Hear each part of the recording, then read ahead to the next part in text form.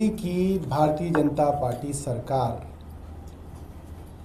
लगातार दिल्ली वालों से झूठ बोल रही है और एक झूठ को छुपाने के लिए 100 झूठ बोलने पर अब ये फंस गए हैं कि हर झूठ को छुपाने के लिए 100 झूठ बोलने पड़ रहे हैं। 1 मार्च को इनकी सरकार को बने 1 हफ्ता हुआ था और इनके मंत्री ने अनाउंसमेंट करके कहा, मनजिंदर सिंह सिरसा साहब ने, कि हम 31 मार्च से पुरानी गाड़ियों में पेट्रोल देना बंद कर देंगे। ये बाइट सबके पास है। 31 मार्च तक इनकी तैयारी नहीं थी, लिहाजा 30 जून से इन्होंने कहा कि साहब 30 जून के बाद अब हम पेट्रोल और डीजल गाड़ियों को नहीं देंगे। और ये खूब उछल उछल कूद कूद करके रहा। उसके बाद दिल्ली वालों ने इनको गालियां देनी शुरू की, ट्विटर पे, फेसबुक पे, इंस्टाग्राम पे इनको खूब कोसा। इनके ही सपोर्टरों ने कोसा। हम लोगों ने प्रेस वार्ता की तो झूठ बोल दिया गया कि नहीं साहब, ये तो जो है ना, high court, supreme court, NGT के ऑर्डर थे, सीएक्यूएम के ऑर्डर थे। सीएक्यूएम की चिट्ठी 23 अप्रैल की है। मनजिंदर सिंह सिरसा जो है 1 मार्च को अनाउंसमेंट कर चुके।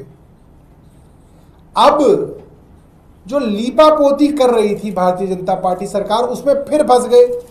कैसे फंस गए?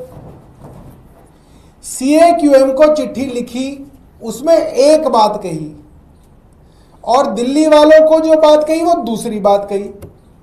ये इतना तेज समझते हैं, अपने आप को इतना शातिर समझते हैं, इनको लगता है सब लोग बेवकूफ हैं। दिल्ली वालों को क्या कहा? दिल्ली वालों को कहा नहीं नहीं नहीं, ये तो डिसीजन गलत है भाई। गाड़ी पुरानी है, इसका मतलब ये कोई ना वो प्रदूषण कर रही है, नई गाड़ी भी प्रदूषण कर सकती है। पुरानी गाड़ी वेल मेंटेन्ड हो तो प्रदूषण नहीं करती है।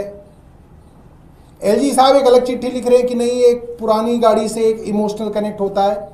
ये सारी चिट्ठीबाजी किसके लिए हो रही है? दिल्ली के लोगों के लिए, उनको बेवकूफ बनाने के लिए ये चिट्ठीबाजी है। सीएक्यूएम को क्या चिट्ठी लिखी गई उसको सुनिए। सीएक्यूएम को कहा गया कि साहब हम आपके फैसले से पूरी तरीके से सहमत हैं। यह बात दिल्ली सरकार के मंत्री ने सीएक्यूएम को चिट्ठी में लिखा कि आप जो कदम उठाना चाहते हैं वो बहुत अच्छे कदम है, हमारी सरकार आपके साथ खड़ी है, मगर क्योंकि कुछ टेक्निकल प्रॉब्लम आ गई है, हमारे कैमरास की कुछ प्रॉब्लम आ गई है, और क्योंकि अड़ोस पड़ोस के अंदर जो शहर हैं जैसे नोएडा, ग्रेटर नोएडा, गाजियाबाद, फरीदाबाद, गुड़गांव, सोनीपत, इनमें क्योंकि नहीं हो रहा है, इसलिए सब में एक साथ किया जाए। दिल्ली वालों को अलग कहानी सुना रहे हैं, सीएक्यूएम को अलग कहानी सुना रहे हैं।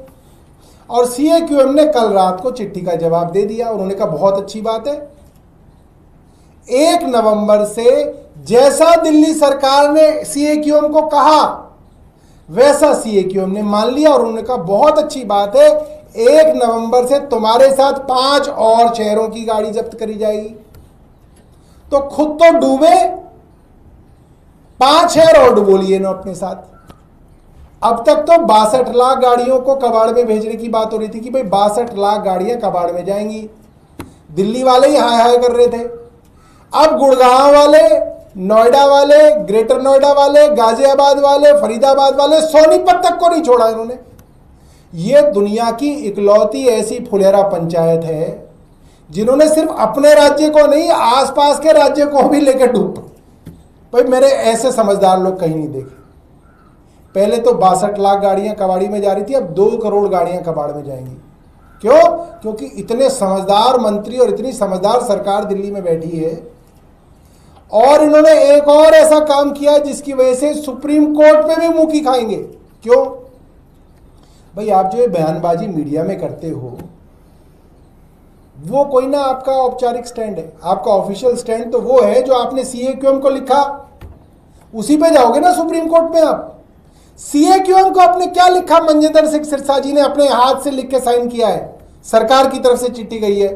सीएक्यूएम ने को आपने लिखा कि आपकी ये पहल बहुत अच्छी है, हम आपके साथ हैं, इसकी वजह से पोल्यूशन रोका जाएगा और सब मिलके करेंगे तो हम करेंगे। तो अब आप सुप्रीम कोर्ट में जाके कैसे स्टैंड बदल लोगे?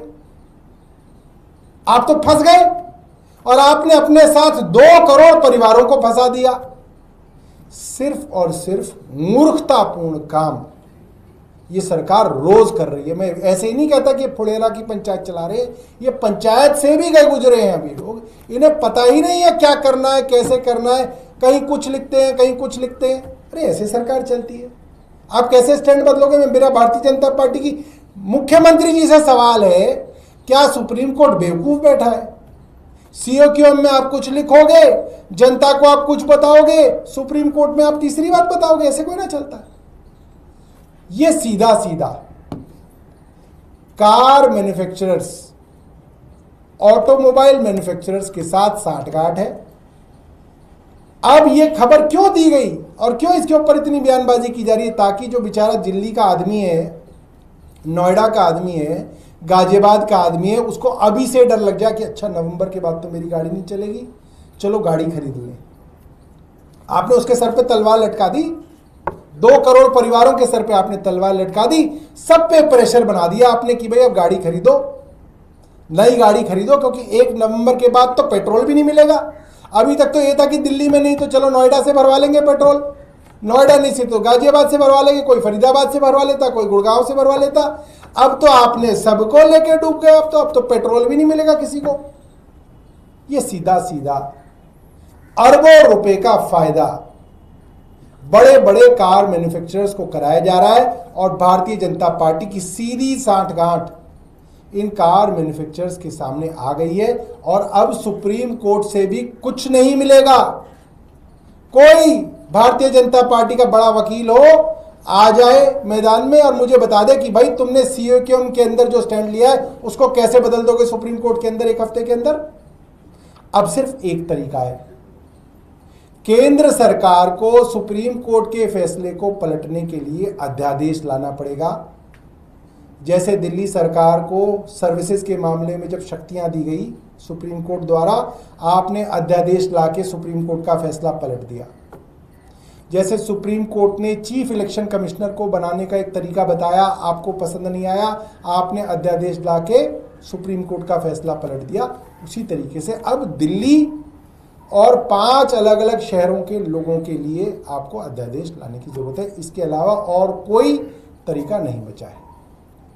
और कुछ लेकिन मुख्यमंत्री आपकी सरकार पे सवाल खड़े करें कि आपके सरकार में होते हुए आप लोग उस नियम को बदल सकते थे, क्या उसको सुप्रीम कोर्ट में चुनौती दे सकते थे, आप उस पर बैठे रहे और इसका भुगतान दिल्ली वालों को करना पड़ रहा है। ऐसा है, केंद्र सरकार नेहरू जी को गाली दे रही है पिछले 11 साल से, ये अरविंद केजरीवाल को गाली दे दे के 5 साल निकाल देंगे। इनकी यही एक इनके पास तरीका, और कोई तरीका नहीं, क्योंकि करना कुछ नहीं।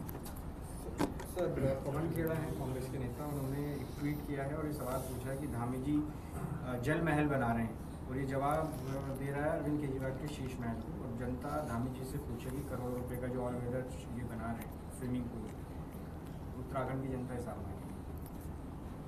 देखिए, अब मुझे नहीं पता कि धामी जी कौन सा महल बना रहे हैं, मगर एक YouTube पे मैंने वीडियो जरूर देखा था जिसमें एक महल नुमा बहुत बड़ी कोठी थी और उसके बाहर धामी जी जो हैं बैठ के नाश्ता कर रहे थे।